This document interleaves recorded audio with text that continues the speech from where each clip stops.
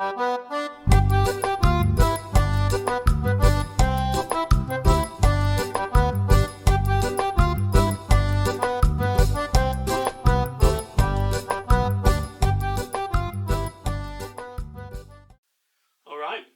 beef pasta bake. Well, in order to do beef pasta bake, you're going to need some beef and you're going to need some pasta. The beef is 5% fat Welsh beef mince. 5% fat, it's very low fat, and that's ideal for this dish. We don't want high fat in this dish. Okay, the other ingredients, pasta, like I said, they've got 250 grams of dried penne pasta. You can use fusilli, you can use farfalle, whatever shapes you like to make this. But I find these rather nice and very convenient. And the other good thing about them is they've got this sort of hollow tube which sucks in some of the juice from the sauce, and it really holds it in nicely. So I particularly like penne for this dish. I also like the fusilli, the pasta twist, for the same reason. They kind of hold, they lock a lot of that sauce in them. But my preference would always be penne for this dish. I've got 500 grams of sieved tomatoes. These are not concentrated, they're just sieved Italian tomato. I've got some tomato paste, which is concentrated, and I'll be using about a tablespoon of that, maybe a little more. I've got salt, got pepper. I've got some nutmeg, which we'll be putting on right at the end as it bakes. I've got a beef stock cube. Alright, so the beef stock cube, you can also use a teaspoon of bovril, or you can use some beef bouillon if you've got some. I've got a tablespoon of Italian herbs, and those are mixed Italian herbs, principally oregano and basil. I've got 1.5 brown onions. I like a lot of onion in this dish because it goes well with the beef, particularly well with the beef. I've got 4 cloves of garlic, which I'm going to finely chop. There is one other ingredient you'll need, and that is something I've already made up, and that is a measure of Mornay sauce, which is a cheese bechamel sauce. Now, there is a link to this in the description below the video, and there's also a link on YouTube which will come up in this corner around about now. And unusually, I'm going to ask you to go away, make yourself a measure of this and just put it to one side. Stop, pause this, go off and look at that, and then come back once you've made your Mornay sauce, because no point in me teaching it twice, right? Okay. Right, on to the cooking process. First of all, just boil up the pasta according to the instructions on the packet, normally in volumes of salted water, and cook it until it's al dente. You don't want it overcooked and mushy, because it's going to sit for some time in the sauce. So the first job is to get the onions chopped up and the garlic chopped up fairly fine. And the next process in making this meat sauce takes place on the stove. Okay, into a hot saucepan you want a couple of tablespoons of olive oil, and straight into that with your onions.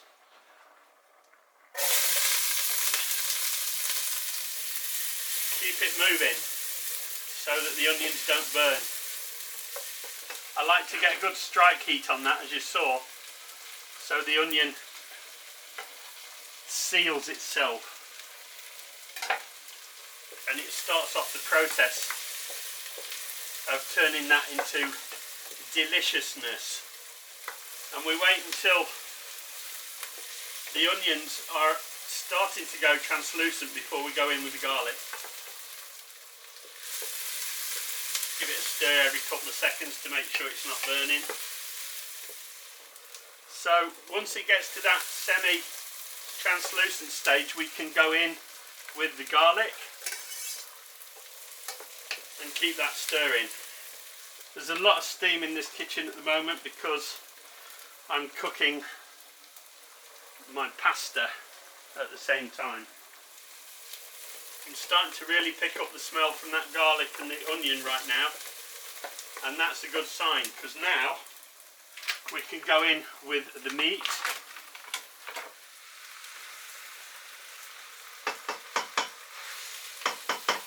And watching my friend Patrick with his meat masher, I went and ordered one myself. That's Patrick at Paddy Joe Cooking, and you'll see a link to his channel in the description, and also where are we? Up here if you're on YouTube. That's a really handy tool. It is really handy tool. Really like that. It really breaks up the meat nicely. I'm impressed. Good stir, and then you want to cook that until the meat starts to brown. So there may be a little liquid that needs to shed off before it starts to brown, but make sure you take it to that stage. It needs to start browning. So we'll let that cook a bit longer and we'll keep breaking it up. Alright, well, the advantage of using lean beef for this is that it creates much less moisture, and it cooks and starts to fry really quickly. And you can see by there there's not much moisture in there, and it's starting to fry. So I'm just going to carry on for a minute or two and brown that off. So you can probably pick up through the haze of steam that is frying again. So that's forming some great flavour right there. Next in that pot is my herbs. I'm putting in a tablespoon of Italian herbs, and I'm going to give that a stir, and that gets the herbs started into the oil rather than just in solution with the liquid. Oh, that just smells amazing now. That's just lit up this kitchen with beautiful herbal fragrance. That is fantastic. Right, in with my sieved tomato passata. All of it.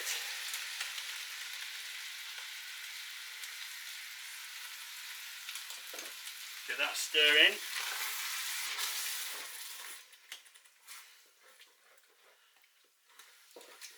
And you'll see that that is really quite thick. So we're going to need to dilute that down with a bit of water. So I'm just going to add in water until it looks a bit more saucy. And I'll go a little bit more on that, because I'm going to be adding in tomato paste as well. That's stopped some of the steaming. I was going to do this in a shallower pan to demonstrate it, but you can see enough of it to make it workable. Right, I'm going to put some tomato paste in, and I'll kind of try and measure that. So that's 1 tablespoon, 2 tablespoons, and I'm just going to put the rest in, which is about half a tablespoon. So it's about 2.5 tablespoons. And we'll get that in, and not only does that impart a rich umami flavour to it, it gives it some gorgeous colour as well. So the next thing I want to get in there is my beef stock cube, and if you're using beef bouillon, just use it in place of the water. But that's 1 OXO cube, and that makes up something like half a pint of stock. And I just want to have a quick taste before I adjust for flavour. Right, let's have a taste.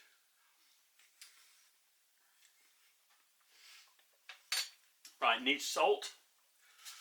So I'm going to add in about 2 teaspoons of salt.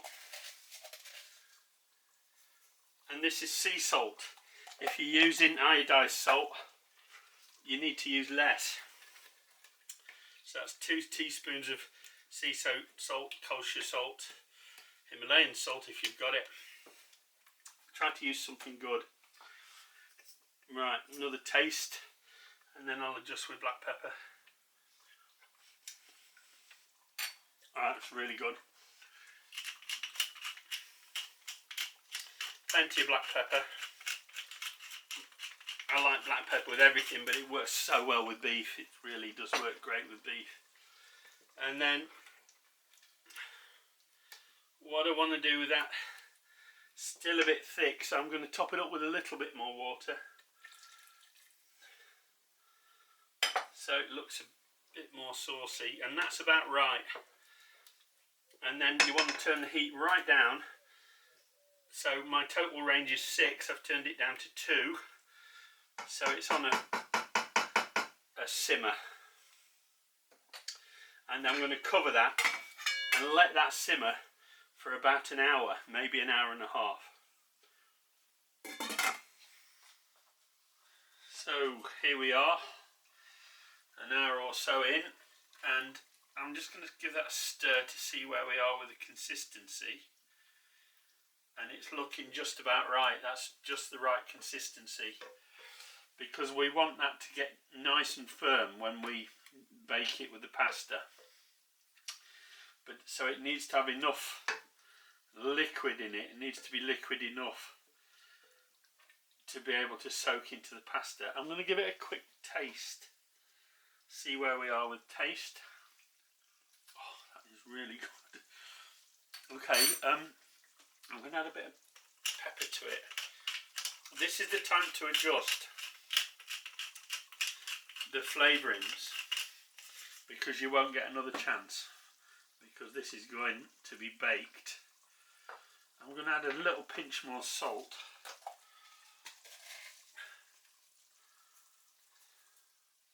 And then I'll give that another taste, new spoon.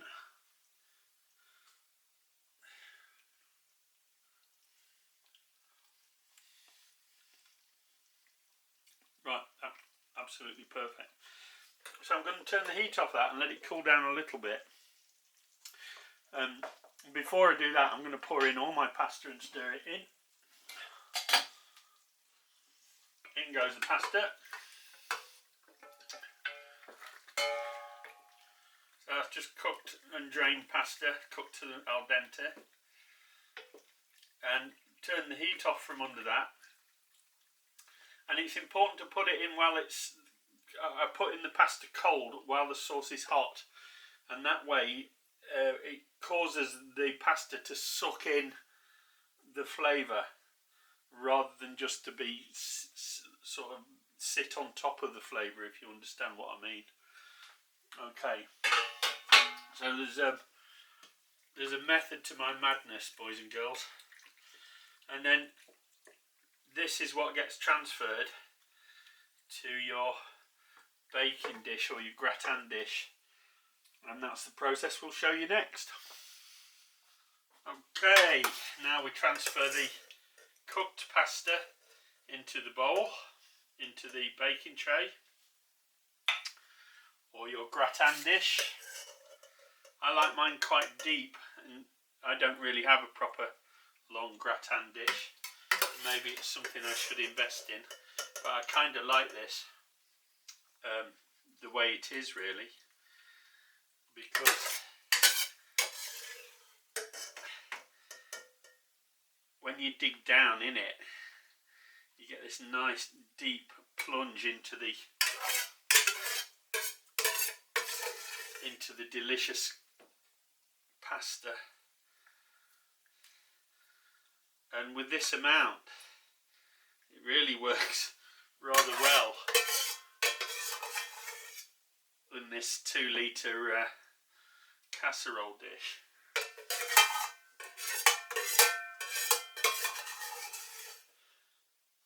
Make sure we get all that gorgeous sauce out. Right, that's still a bit hot, and normally I would allow that to cool down a little more, but time is running short for me, so I'm going to have to process that further now.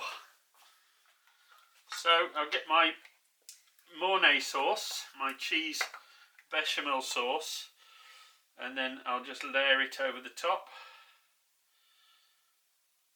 like that. So I'll put it in the middle and then let it spread out from the middle rather than try to get to the edges, because that'll just make a mess of it. And then just put a little bit more on the sides that you want to build up. And then some lucky person gets to go into that bowl and scrape out all that delicious cheese sauce with some bread. So I'm just going to move that around a little bit and maybe pat it a little bit on the top to encourage it into this corner without making too much issue. And so it just comes up to about 1/4 of an inch below the top of the dish, which is okay. But nevertheless, I'm going to take the precaution of baking that on a tray. So I'm going to put on some more nutmeg.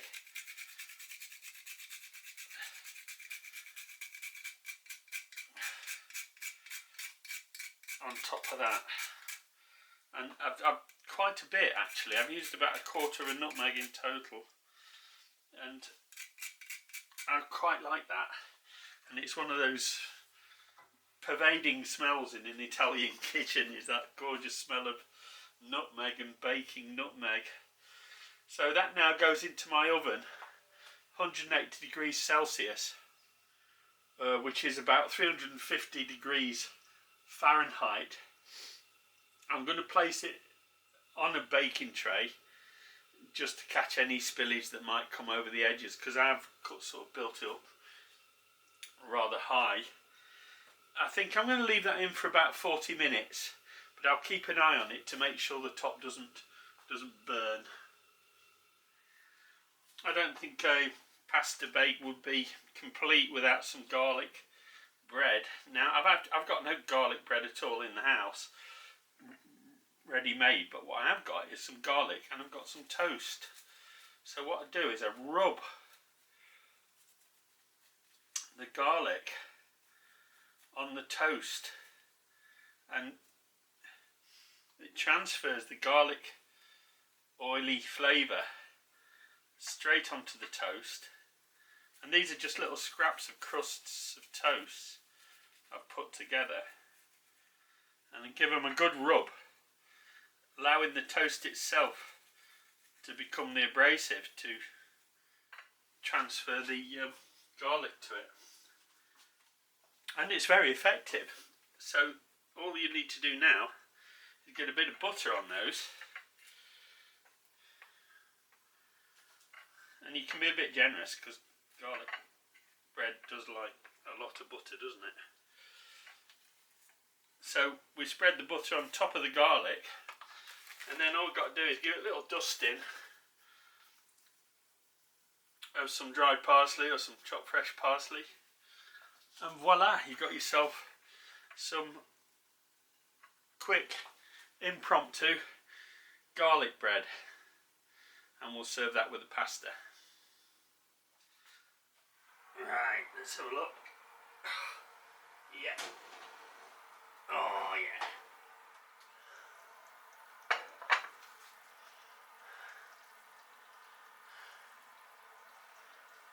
Gorgeous. Okay, I'm just going to let that settle down for a bit, cool off for about 15 minutes, 10-15 minutes before I serve it up.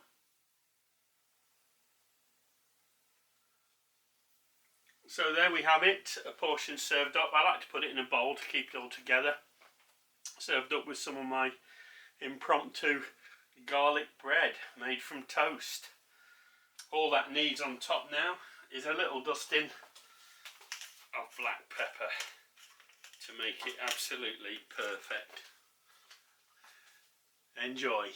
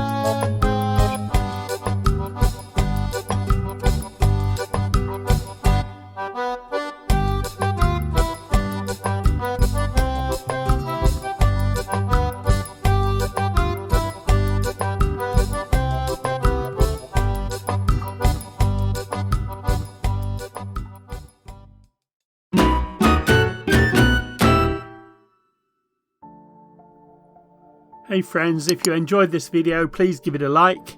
If you would like to follow my channel, please subscribe. And don't forget to click the bell icon and select all to receive notifications for all my future videos.